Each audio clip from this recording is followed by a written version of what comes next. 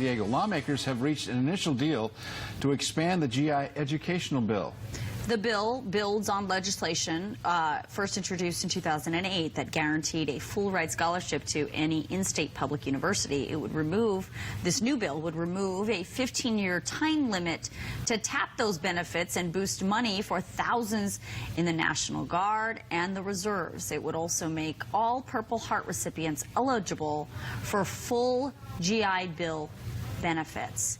Sounds like a no-brainer, yeah, right? So what does this all mean? We invited right? Our Representative Scott Peters here this morning to talk about this. Good morning. Nice to have you here, Carl. Good morning. It'll be introduced after the words no-brainer. Thank you very much. Right, no-brainer. But that you were one of the initial sponsors of this bill. How in the world would Purple Heart recipients not be eligible for full GI benefits? I don't understand that. Right. Well, so, you know, obviously when people sign up to defend our country, we make a deal with them. One of the deals we make with them is you'll get GI Bill benefits to help you with college education or technical training after you're out. What we found out was that if you have to make 36 months to get the full benefits. Well, imagine if you're on the battlefield, you win a Purple Heart, you don't make the 36 months, you weren't getting your full benefits. So I introduced the bill on that particular point that said, listen, we think it's reasonable that you have a 36-month, 3-year service requirement, but if you've been injured defending your country on the field of battle, you've met the service requirement. You deserve full benefits. And that will be part of the Forever GI Bill, the modernization that's going to hit the House floor next week, and I think it's going to be adopted by the Senate pretty soon. I wonder what the thinking was behind that originally. Maybe it was because there was the wars were bigger, there were more numbers, and it was more costly? Or what was the reason for that? I think it's one of these things that people didn't you know, like all of a sudden, well, you know, we understand 36 months, but someone who get injured wasn't getting covered. So we noticed that. It's a few hundred people a year. That's what I was going to say. It's not, this isn't an abstract idea. These are hundreds of veterans that you're talking about. And so we just want to make sure that we're, and I think San Diegans understand this as well as anybody. Let's honor our commitment to those folks who fought for us and the ones who've actually been injured in the course of defending us. Let's talk about the other thing that this bill does, which is end the 15-year requirement. What does that mean?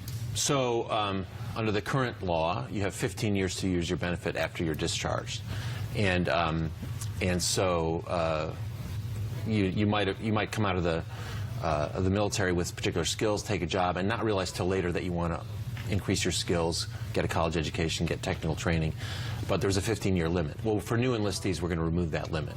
We're also taking care of people who might have been being educated at one of those schools like ITT Tech that failed.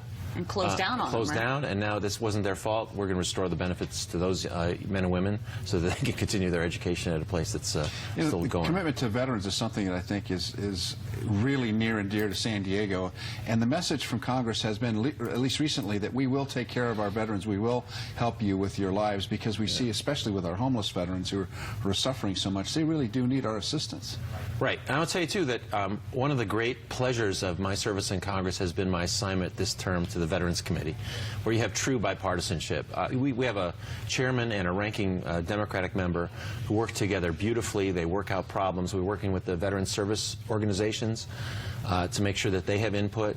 We're working with the Senate side, so we're not doing two different bills. So this particular bill, this GI modernization bill, the Senate's going to pass exactly the same bill, and it's going to become law.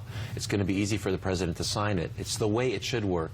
I think we're setting an example of Congress on things like health care and tax reform. But we're doing it because I think the country's really committed to taking care of our vets. I really want to, before we move on to another topic, I want to just address the National Guardsmen and the reserves that will also benefit from this bill. Right. We want to provide parity for those folks, too, who also, their service is very important. We want to make sure they have access to these benefits as well for training. It's one of the things we can offer people in an all-volunteer Army to sign up and help defend the country.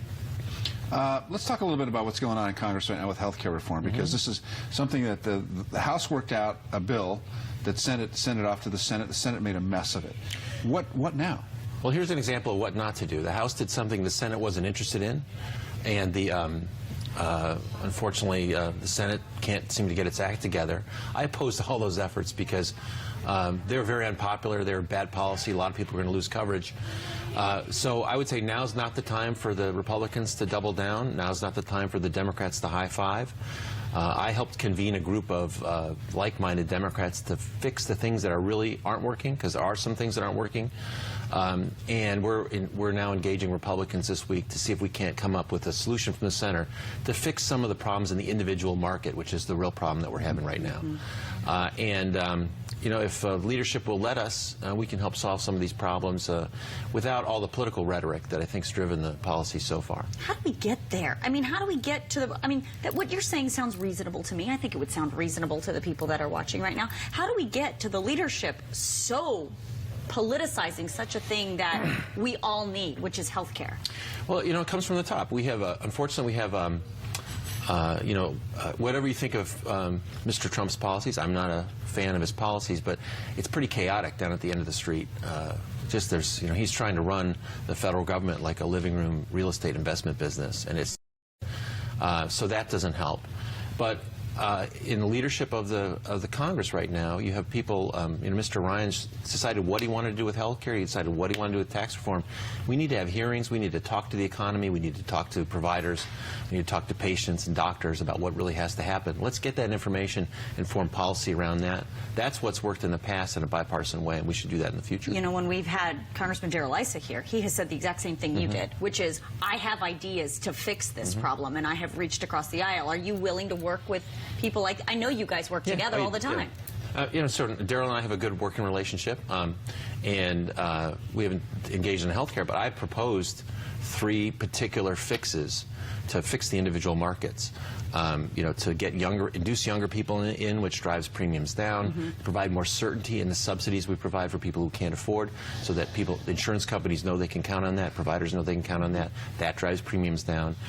And to make sure that we're giving a backstop for those really few high-cost cases that if you don't provide particular relief for, drives everyone's premiums up. We want to keep premiums down. I've got particular ideas about that. I think we're going to get some Democrats and Republicans to sign up for that, and we hope it'll get some traction with the leadership. Now, see, maybe this crisis can be averted that we're facing right now. Scott Peters, thanks so much for being here with us this morning. My pleasure, thanks. And enjoy, real quick, Comic-Con. You're gonna be at I know you're Comic-Con. going to Comic-Con, speaking of Congressman Issa, right? Taking on Congressman Issa in a video game tomorrow. And where is this happening? Do you know? Oh, the Entertainment Software Association is putting it on, so I will show up somewhere and play video games. And battle. Very You nice. do know that Issa's kind of a techie, right? I'm aware of that. Yeah. All right, Congressman Got a Scott couple Peters. years on him, though. Right, that's a good point. Great to have you here. Thank you.